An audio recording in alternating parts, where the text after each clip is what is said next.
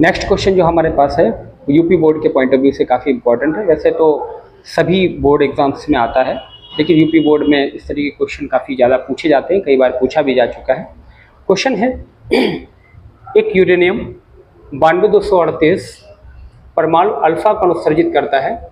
यदि किसी क्षण विघटित परमाणु के केंद्र से 9 × 10⁻⁻15 9 × 10⁻15 मीटर की दूरी पर हो तो अल्फा कण कितना बल कार्यरत होगा। तो अल्फा कण के ऊपर कितना बल कार्यरत होगा ये हमसे पूछा गया है।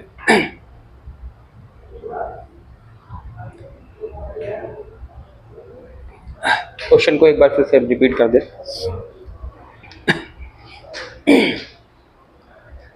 नेक्स्ट क्वेश्चन जो हमारे पास है वो यूपी बोर्ड में काफ़ी ज़्यादा बार पूछा जा चुका है।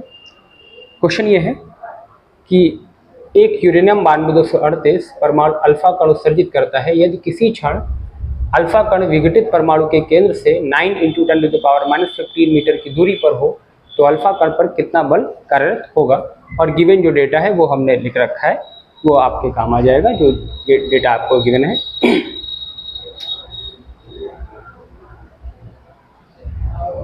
तो बेसिक बात यह है कि यूरेनियम अल्फा कण निकालता ही क्यों है, पहले तो ये पता लग जाए यूरेनियम अल्फा कण क्यों निकालता है। तो बहुत सारे पदार्थ हैं हमारे पास, उनमें से कुछ पदार्थ ऐसे हैं जिनको हम लोग रेडियो एक्टिव पदार्थ बोलते हैं। और रेडियो एक्टिव वो क्यों हैं, उसका कारण ये है कि सभी पदार्थों की जो नाभिक होता है उसमें प्रोटॉन और न्यूट्रॉन पाए जाते हैं। और प्रोटॉन और न्यूट्रॉन की जब संख्या में बहुत ज़्यादा डिफरेंस आ जाता है, बहुत ज़्यादा डिफरेंस आ जाता है, तो जो नाभिक होता है वो अस्थायी हो जाता है। अस्थायी नाभिक स्थायी बनने के लिए अपने नाभिक के भीतर से अल्फा, बीटा और गामा किरणों का उत्सर्जन करता है। उसमें से एक केस हमको यहाँ पर दिया गया है। तो जब उत्सर्जित करता है तो जाहिर सी बात है जो भी पार्टिकल निकालेगा, जो कोई पार्टिकल निकलेगा, मान लीजिए अल्फा कण निकला, तो अल्फा कण का जितना भी परमाणु क्रमांक होता होगा उतना परमाणु क्रमांक जो पहले से परमाणु होगा उससे कम हो जाएगा। और जितना उसका परमाणु भार होगा उतना परमाणु भार जो हमारे पास पहले से परमाणु होगा उससे कम हो जाएगा। तो उसके लिए मैं पहले एक इक्वेशन जरा मैं तैयार कर लूँ, आपको समझ में थोड़ा सा बेहतर आ जाएगा। तो मान लीजिए हमारे पास एक ये यूरेनियम 92238 का परमाणु है। इससे कौन निकल रहा है, अल्फा कण निकल रहा है। भाई कौन निकल रहा है, अल्फा कण। अल्फा कण क्या होता है, 2He4 मतलब हीलियम का नाभिक होता है। तो हीलियम का जब नाभिक निकलेगा तो क्या बचने वाला है, तो ये कुछ बचेगा समथिंग, जितना भी बचेगा, जो कुछ भी बचेगा हमने उसको मान लिया x, और इसका परमाणु क्रमांक 2 है। तो 2 परमाणु क्रमांक इससे कम हो जाएगा, मतलब यहाँ पर आएगा 90, और ऊपर से 4 कम हो जाएगा, मतलब यहाँ पर आएगा 234। अभी क्या बनेगा वो हमने वैसे आपको बता दिया है। तो अब ये वैसे बनता है थोरियम बनेगा जाके, उसे हमें यहाँ पर कोई खास मतलब नहीं है। अब ये अगर परमाणु हमारे पास है तो इसको हमने यहाँ पे बना लिया। भाई ये हमारा बन गया एक नाभिक, और जो दूसरा नाभिक है हीलियम का नाभिक वो दूसरा है। दोनों के ऊपर ही नाभिक हैं तो दोनों के ऊपर ही पॉजिटिव चार्ज होगा। और अगर पॉजिटिव चार्ज होगा तो कितना होगा, ये भी प्लस है। कुछ दूरी पर अल्फा कण पहुँच गया होगा, वो भी प्लस है। इसके ऊपर 92 प्रोटॉन है तो इसके ऊपर 92 से कितने बचे होंगे, तो भाई 90 बचे होंगे। 90 ई चार्ज इसके ऊपर बन गया, और इसके पास 2E चार्ज होता है तो 2E चार्ज हो गया। ये भी पॉजिटिव और पॉजिटिव में होता है रिपल्सन। इसीलिए आपसे क्या पूछा गया है भी कि दोनों के बीच में कार्यरत बल क्या होगा, और जो बल होगा वो कैसा होगा। तो आपको पता है कि बल कैसा होने वाला है, बल होने वाला है रिपल्शन नेचर का। बीच का डिस्टेंस आपको बताया गया है, बीच का डिस्टेंस आपको दे दिया गया है 9 × 10⁻⁻15 ओके मीटर में है, कोई टेंशन वाली बात नहीं। जो आवेशों के बीच में बल है उसको निकालने के लिए हमारे पास कूलाम का नियम है। और कूलाम का नियम क्या है, दो आवेशों के बीच में लगने वाला बल 1/4πε0 Q1 Q2/r² होता है, जहां पर Q1 पहला चार्ज है, Q2 दूसरा चार्ज है, R दोनों के बीच का डिस्टेंस है। माइनस प्लस का हम लोग यहाँ पे उपयोग नहीं करते हैं, तो माइनस प्लस से हमें कोई लेना देना नहीं। इसका वैल्यू हम लोग जानते हैं, ये कांस्टेंट है। इसका वैल्यू होता है 9 इंटू 10⁻9।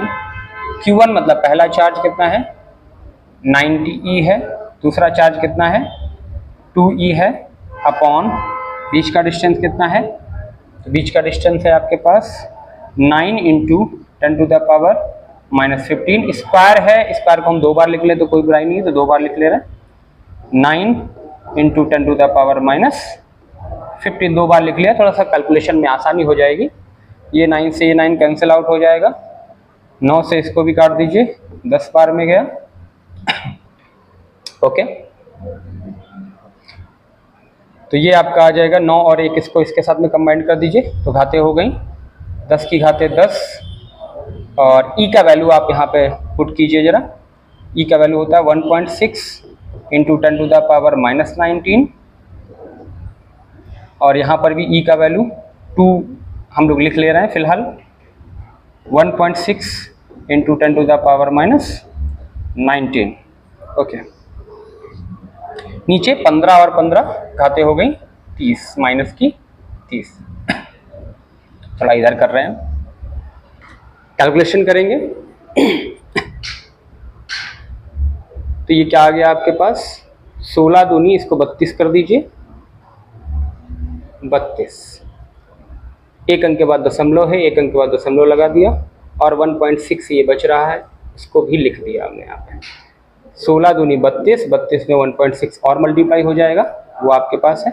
अब घाते जरा सॉल्व कर लीजिए, तो 19 और 19 माइनस की 38, 38 से आप 10 घटा दीजिए, तो ये आपके पास बच रहा है 10⁻⁻28, 10⁻⁻28 ऊपर बचेगा। और नीचे से इसको भी ऊपर ले जाइए, तो 10 का पावर कितना हो गया भाई, प्लस का 30 हो गया। ये इक्वल का निशान लगाते रहिए और मल्टीप्लाई करा दीजिए। 16 दूनी 32 के 2 हासिल लगे 3, 16 ते 48, 48 और 3 8 3 11 51। कितने अंक के बाद दशमलव लगेगा, तो एक अंक इसका और एक अंक इसका, 2 अंक के बाद लग जाएगा। 10 का पावर आप जरा यहाँ देख लीजिए, आप 30 से 28 घटा दीजिए, तो ये बचेगा आपके पास प्लस का 2।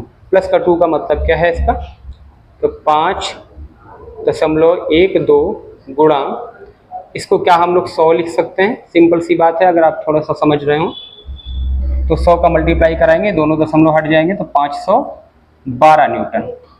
कहने का मतलब ये है, जब यूरेनियम से अल्फा पार्टिकल निकलेगा और इतनी डिस्टेंस पर होगा, तो उनके बीच में जो बल लगेगा वो 512 न्यूटन का रिपल्शन फोर्स लगेगा। ओके, तो इसका सलूशन आपको मिल गया है। ऐसे ही और ज़्यादा क्वेश्चंस को अगर हम लेके आते रहेंगे, आपके पास जितने भी क्वेश्चंस हैं वो सब आपके पास लेके आते रहेंगे।